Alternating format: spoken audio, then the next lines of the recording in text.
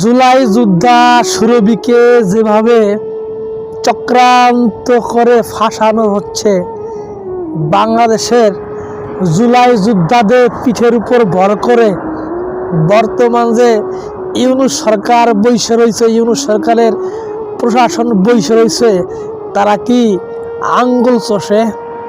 তাদের কি জ্বালায় নাই যে একজন 17-18 বছরের ছাত্রী তিনি 5 কোটি টাকার জালিয়াতি করবেন, 5 কোটি টাকা দুর্নীতি করবেন? তার বাড়ি দেখে মনে হইল এই সুরভি তো নিজেই খাওয়ানো পাচ্ছে না, তার বাপই তো ঠিক মতন তাকে খাওয়ান পরন দিতে পারতেছে না, আর এই সুরভি নাকি 5 কোটি টাকার চাঁদা দাবি করছে।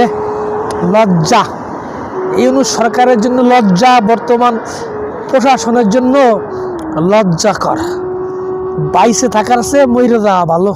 মর শালারা।